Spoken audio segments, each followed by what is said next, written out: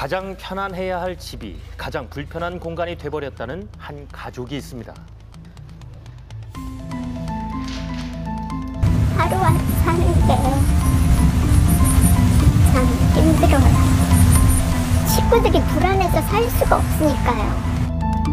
안절부절, 고민의 연속인 나날들. 자식한테 듣지 못할 얘기를 들었어요. 입 닥치라고. 암담함에 몸부림치는 가족의 절규 들어봤습니다.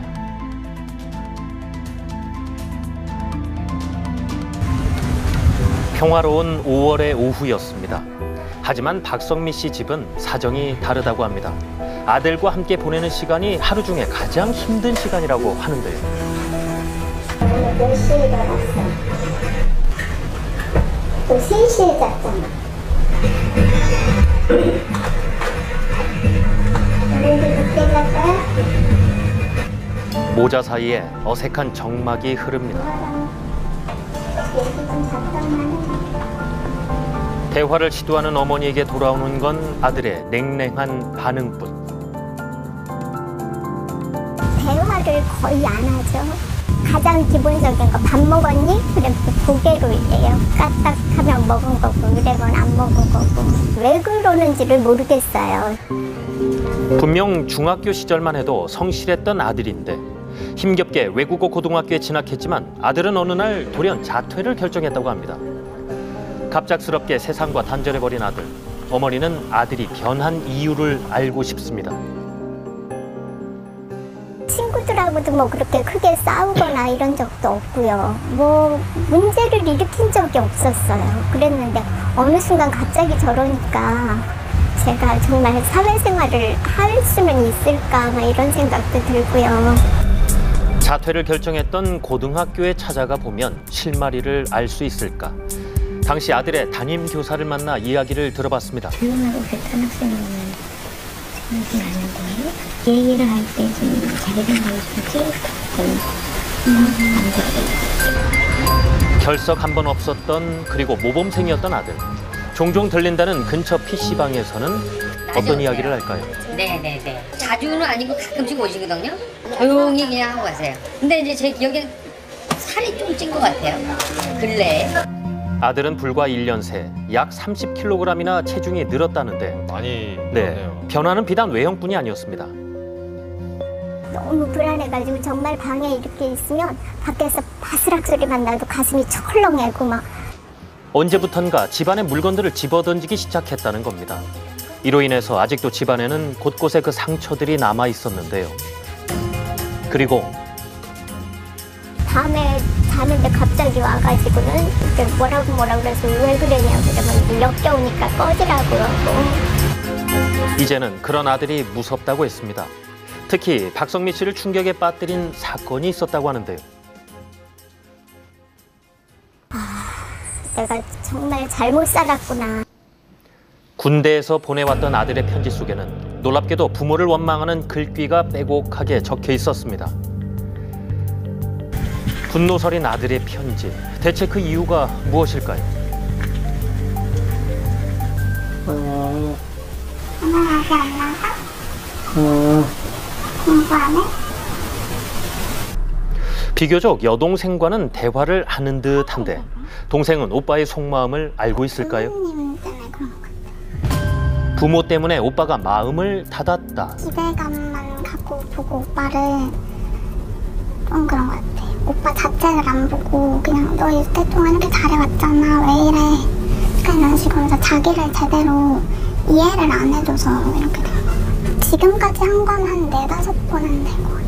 사수오수를 했다는 오빠한테 겁니다. 대한 거는 기대감이 좀 컸어요. 엄마 아빠들. 기대치가 안 되니까 예. 계속 봤던 겁니다. 네, 그렇다면 아버지의 속마음은 어떨까요?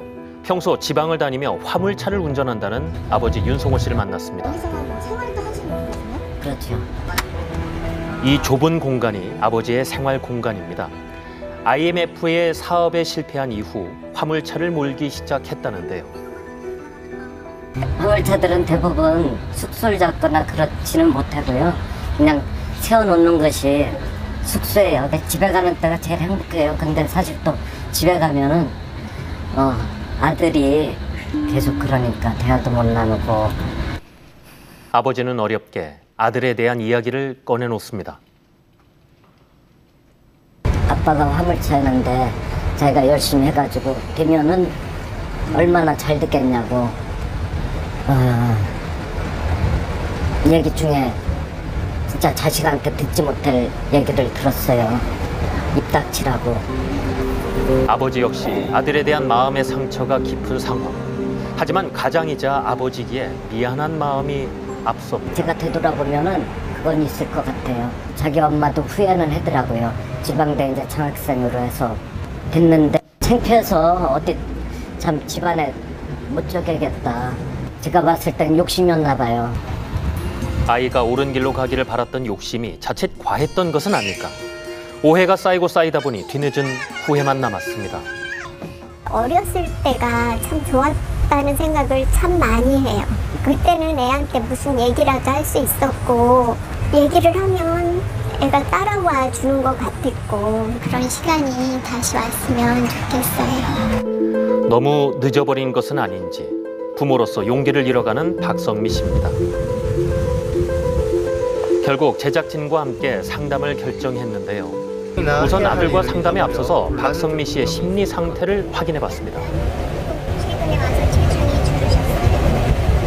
제가 우리 아들 제대하고 한 10kg 빠졌어요. 그러셨어요? 결과는 75점. 우울 지수는 매우 심각한 수준에 이른 상황이었습니다. 소통의 부재가 낳은 결과입니다.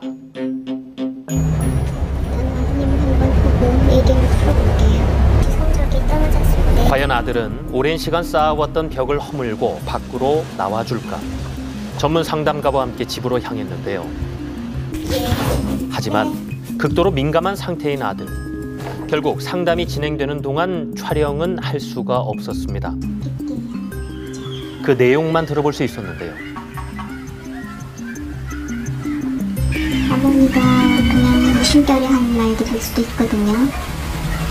너무 강하게 다가왔고 상처가 됐다면 사과하면 받아줄 수 있겠어요? 답이 없습니다. 대화가 단절됐던 8년, 갈등의 골이 깊었던 만큼 상담 또한 만만치 않았다는데요.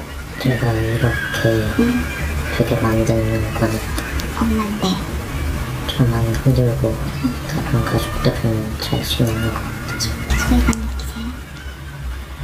그런 때도 있어요. 그럴 때도 있어요. 끝내 조심스레 속마음을 털어놓은 아들. 머리로는 이해하겠는데 그렇게 해야 된다는 걸 이해하겠는데 아직 마음이 돌아서질 않는데요. 그래서 본인도 노력을 하겠다 하거든요. 상담 후에 보다 정확한 심리 분석을 진행했습니다. 긍정적인 감정 주로 봅시다. 원망이 많죠. 원망이 제일 크죠. 절망이 제일 많으시네요. 정상으로 돌려놓는 일, 지금부터가 힘든 여정의 시작일 수 있습니다. 하지만 이제는 원망과 절망이 아닌 이해를 배워갑니다. 은둔형 외톨이들은 마음이 일단 여리고 마음에 심한 충격이나 상처를 받아서 자신을 세상과 단절시키는 경우가 많습니다. 급속한 사회 변화, 지나친 경쟁에 따른 압박감과 부담감, 그리고 내성적인 성격 등을 중요한 원인으로 볼 수가 있습니다.